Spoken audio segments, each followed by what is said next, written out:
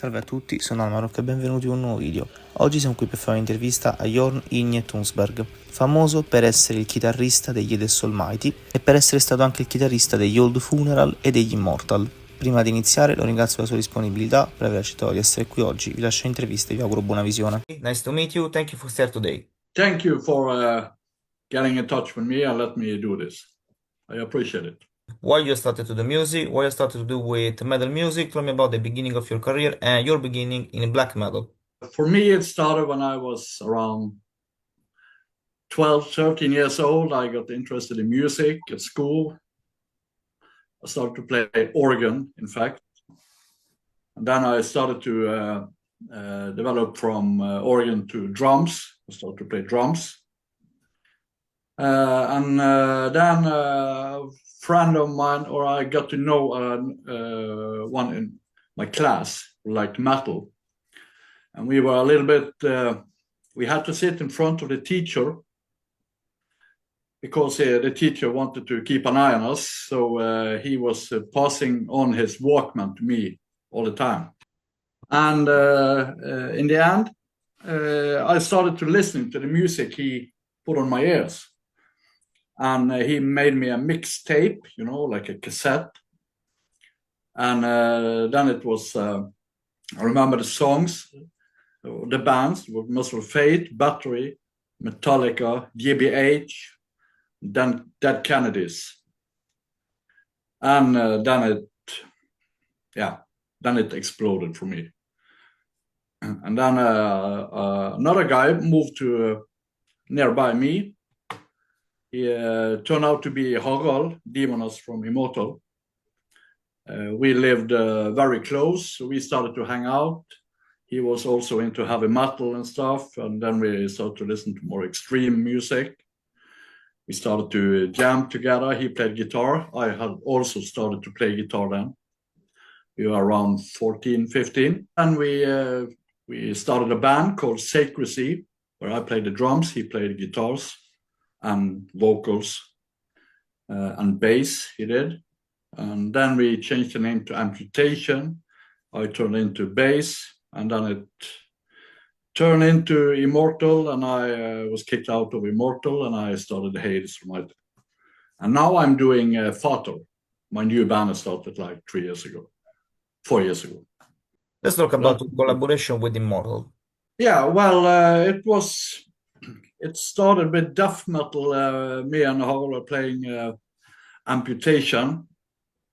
And then we met these guys from outside Bergen, which was Old Funeral. We met them on the train, or some of them on the train to Oslo. We were going to Slayer concert on the South to Heaven tour in '88.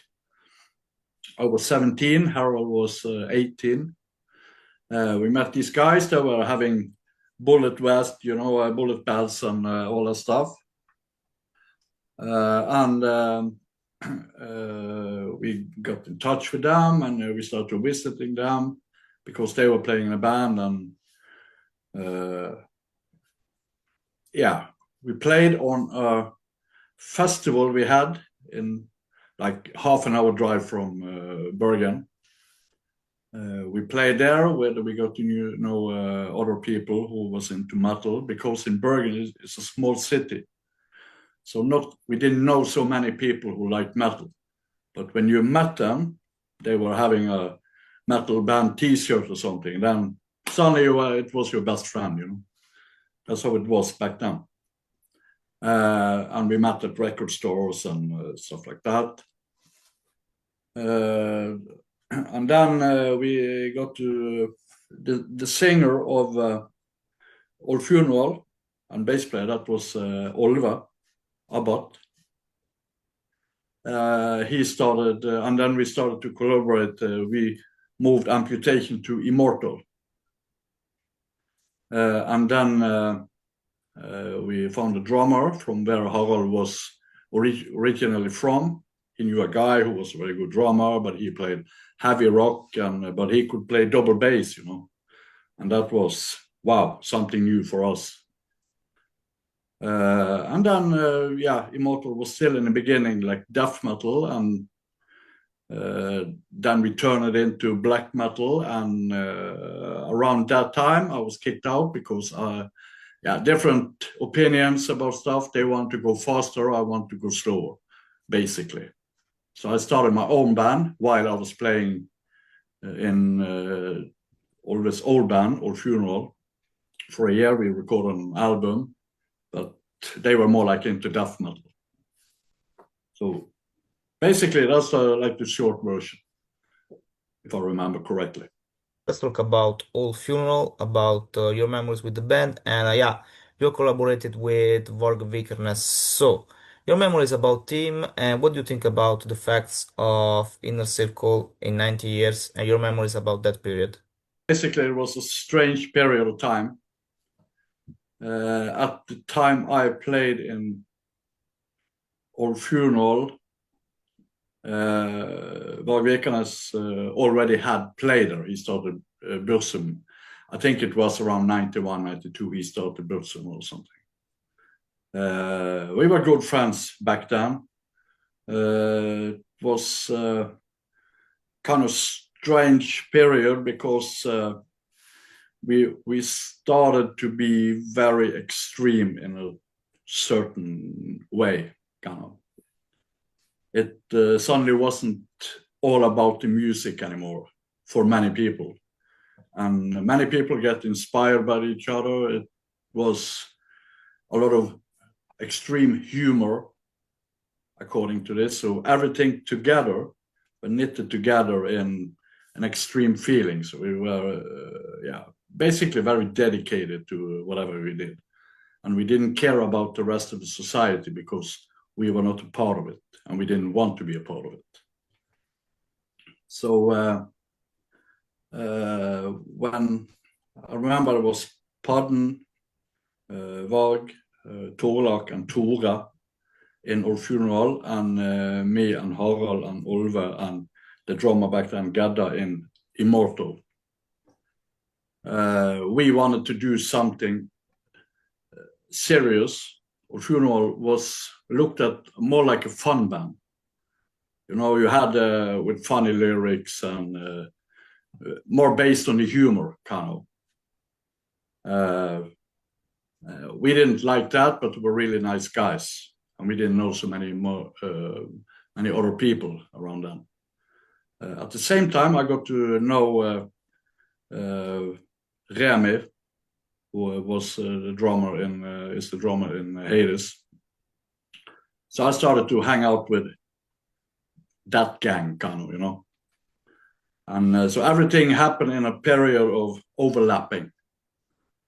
Kind of. So it's kind of a long story, but maybe some people maybe think it's a period of 5 or 6 years, but it's basically like 2-3 years. But everything happened so fast. Like one day you were playing in that band, the next day you started your own thing. The next day after after that you were doing something else again, you know.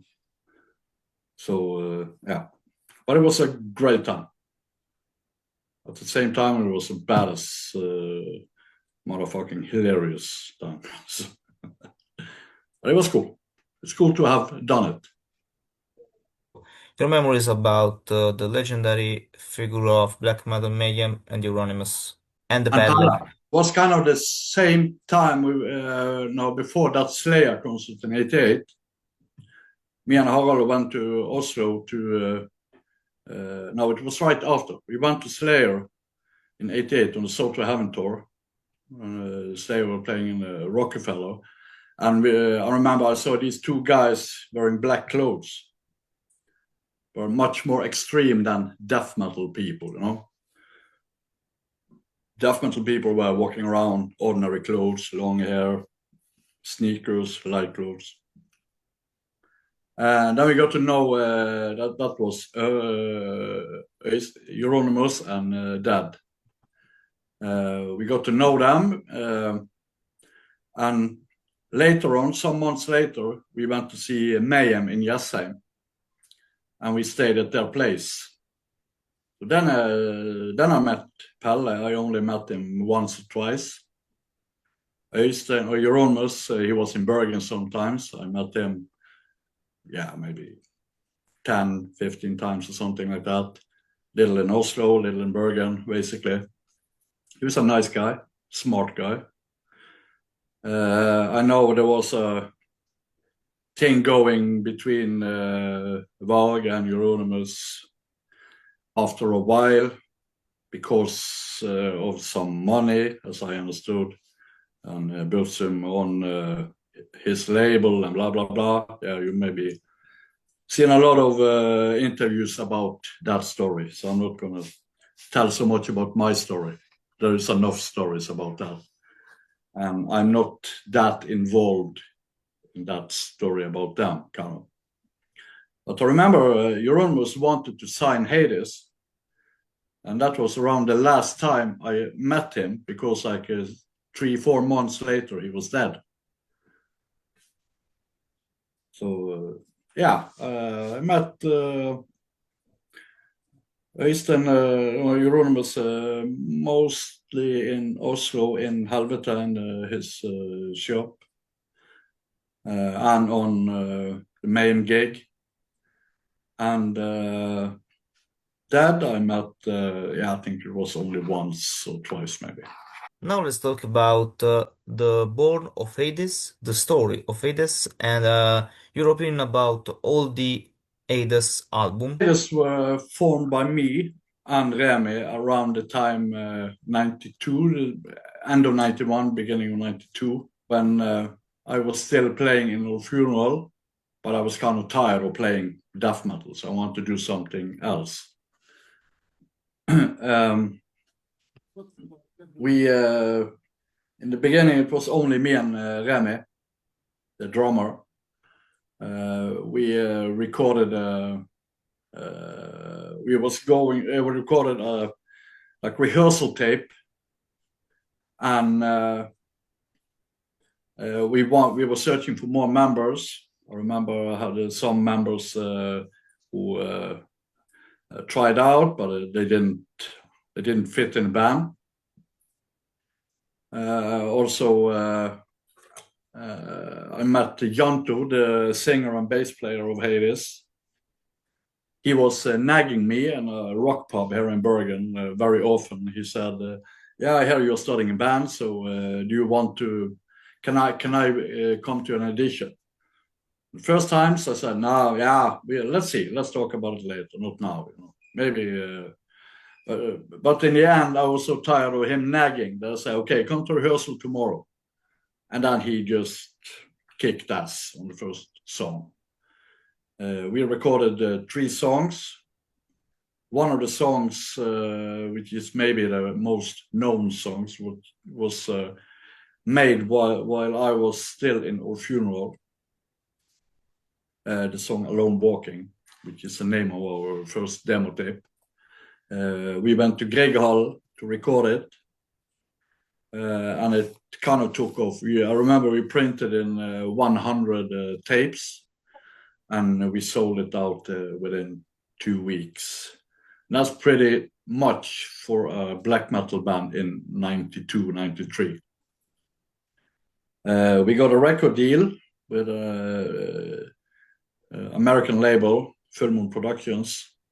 We went to studio the summer after, recorded our debut album, Again Shall Be. And then some shit happened. I was away for 2 years, almost. And then we started to make The Dawn of Dying Sun, which was our second album. We recorded in 96 in Grieghallen as well. We went on some tours in Europe and US and South America. We got even a bigger proposal from European labels. Then we recorded, we got signed to Nuclear Blast, but that was in 97, 98, and 97, I think. But they licensed the album, or the contract, to Hammerheart, a Dutch label. Hammer Out Records. And then we didn't like that. We didn't approve it, but we had no choice, kind of. Or we didn't know better. That's more honest to say. We said, okay, this is what we get.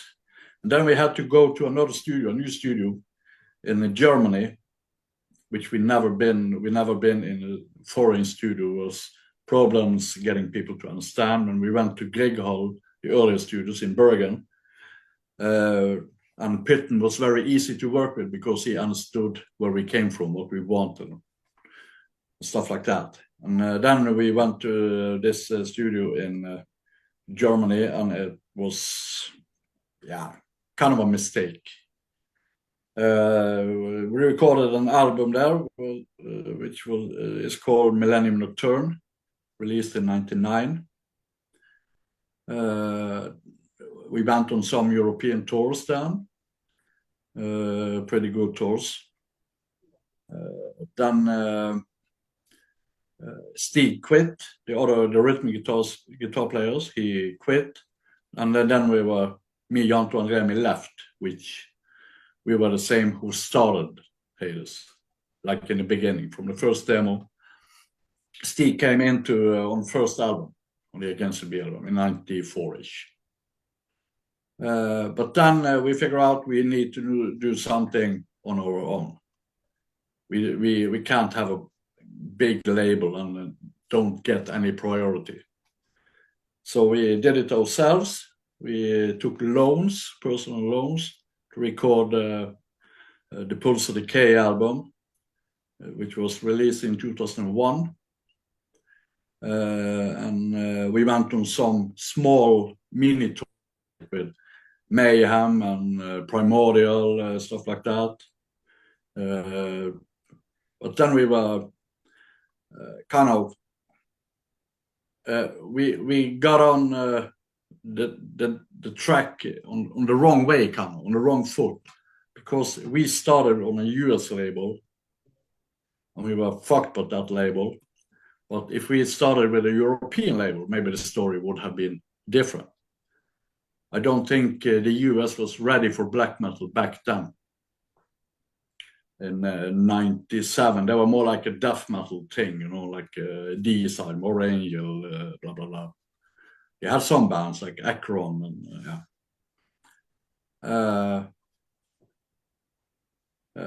and then we started on an album. I recorded almost a whole album, which was going to be released in 2006. But then I felt I was the only one who was like into it. People started to get families and stuff like that, other priorities, and that's okay. But then you don't have the same drive, So we were like on and off for some years.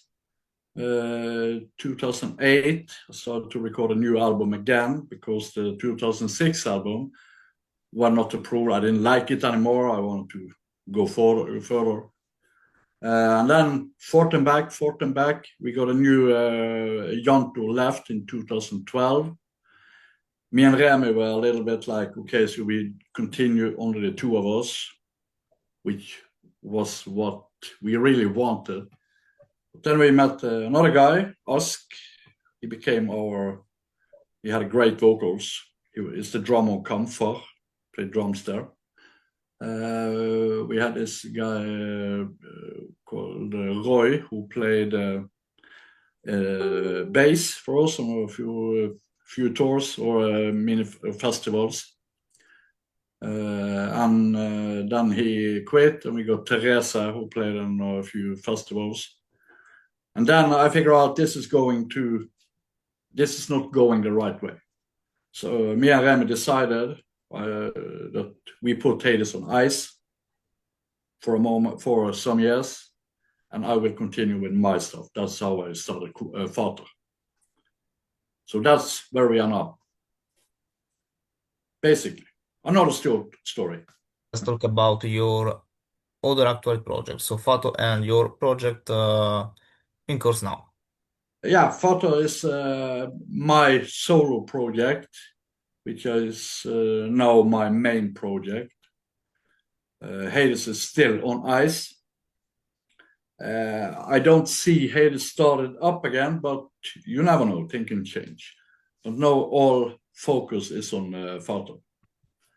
I released an EP 3 years ago, and played 2 gigs this year. Opened a festival in January in Oslo. In March, played in Innsbruck on a festival.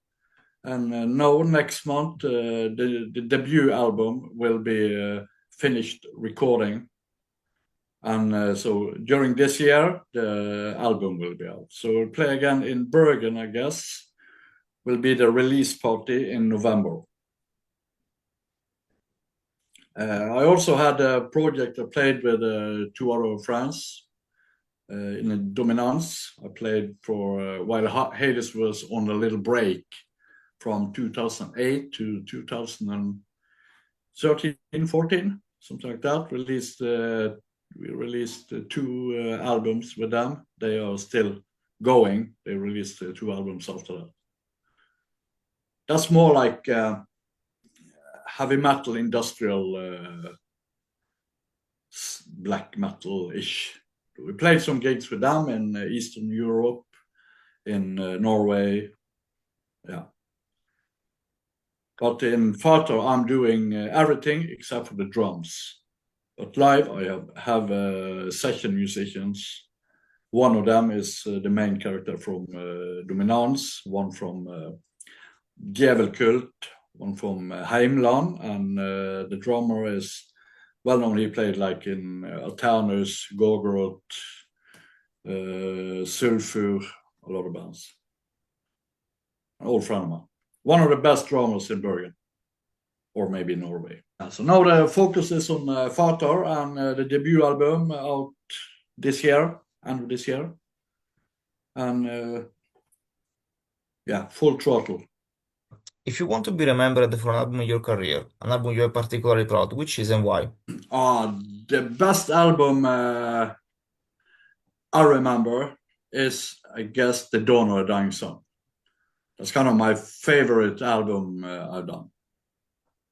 Everything was, the drive was, yeah, fantastic. It was on top of the world. We were extremely aggressive, but at the same time, we want to keep it heavy and slow.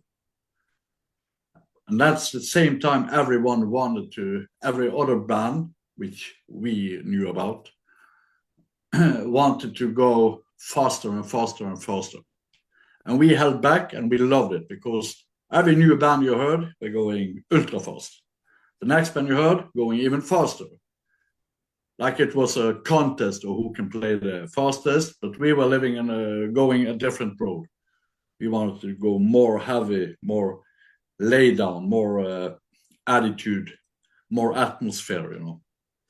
So yeah, if I had to choose that album, it's, in my opinion, for me, it's a classic.